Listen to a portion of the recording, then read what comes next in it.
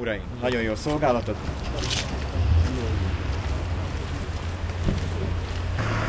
Azt mondta, hogy itt megvár a rendőröket. Megvárok, attól őt még felhihetem.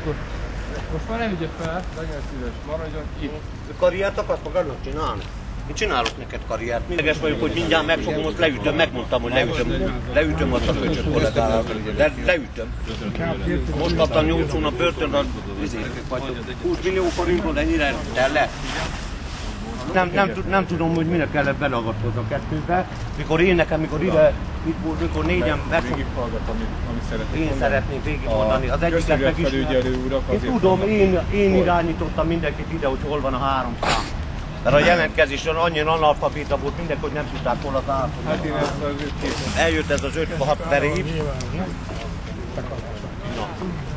Én is megadom a tiszteletet. Eljött az 5-6 teréb, az egyiket megismertem. Jött ez az 5 izé. Na, már akkor nem mondom madár. Ide jön, és akkor belekötött ide, ott amond a kutyában. Én mondtam neki, hogy most nem megyek én el. Gyere, ne izé, hallod? Ha eltöröm az állat, fogadjunk, nem így fogod csinálni. Nincsen cirkusz, nincs dobálás, semmi, nincs verekedés, tényleg nagyon jó. De mióta itt vannak? Itt tetszik érezni, hogy mióta a városőrök itt vannak, kicsit jobb? Jobb. Jó lenne, hogy 2 évig még maradnának. Ezt többen mondják. Félnek itt élni az avason? Nem csak, mint többen. Időben olyan rendkívüli dolgok történtek, ami a városvezetést elgondolkodtatta és arra inspirálta, hogy a városőrséget megalakítsa. Sajnos tudomásul kell venni, hogy a rendvédelmi szervek, a polgárőrség és azok a közterületfelügyelők, akik idáig is becsülettel, tisztességgel végezték a munkájukat, ilyen nagy feladatot már egyedül és ebben a körben nem tudnak megoldani. Egyfajta erősítésnek szántuk. Olyan illetők kerültek ide be, akik egyszerűen nem hajlandók beilleszkedni, nem tudnak beilleszkedni, és irritálják a közvéleményt. Január közepén reményeim szerint egy nagy lakossági fórum keretében megnézzük ennek a szintézisét, hogy valójában hogy dolgoztunk. Keressék a városőrséget, keressék az itt dolgozó rendőröket, polgárőröket, közterületfelügyelőket, és ennek megfelelően fogjuk eldönteni, hogy hogyan tovább. Tessék, városőrség, jó napot kívánok! Igen? Középszer. Értem. Rendben. Köszönöm. Viszonthallásra. Milyen gyakran fordulnak önökhöz az emberek? Mennyi hívást kapnak? Pont általánosan olyan 15-20 telefonhívást kapunk. Ezeknek a jellege teljesen eltérő. Mi egy nem szokványos szervezet vagyunk, hozzánk bárki bármilyen gondjával és problémájával fordulhat. Egy nagyon jellemző példa, amikor azért fordul a lakosság hozzánk, mert csendháborítást követnek el lakásokban, vagy a lépcsőházakban. Ebben az esetben a kollégáim gyakorlatilag azonnal kimennek a megnevezett házhoz, és felszólítják az ott tartózkodókat, hogy tartsák be az együttélés szabályait. Eszközei vannak a városőrnek. A városőreinknek gyakorlatilag kvázi állampolgári jogosítványai vannak.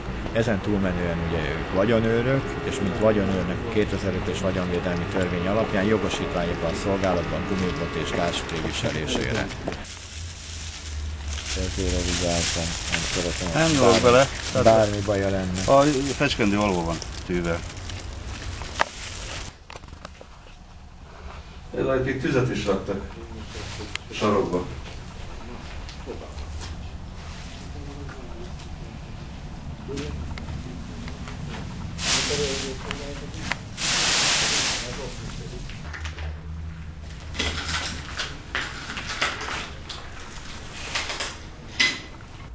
Milyen városőrnek lenni?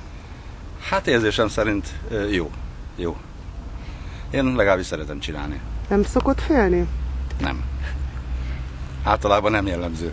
Nincs olyan jogosítványa, mint a rendőrség, és mit érez, amikor egy 10-20 fős társasággal szemben kellene Igen, ez probléma, valami. De ez a dolog is megvan oldva, mert ebben az esetben a diszpécserünk beszólunk, és akkor küld többi társainkat oda.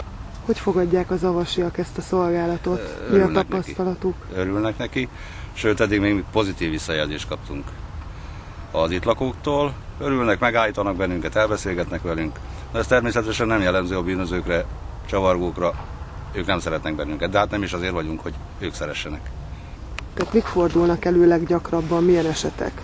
Csoportosulás, italozás, köztéri italozás, ilyen jellegű dolgok. Hangoskodás, éjszaka, csendzavarás. Tegnap is volt megkértük az úriembert, ő eléggé kapotos állapotban volt, ketten voltak, megkértük őket, hogy legyenek szívesek, hagyják abba, fáradjanak haza. Nem telt bele 2 perc. Egyik erre, másik arra, elmentek. Természetesen udvariasan, nem agresszívan, mert az semmit nem jelent, nem ér semmit az agresszivitás, csak udvariasan.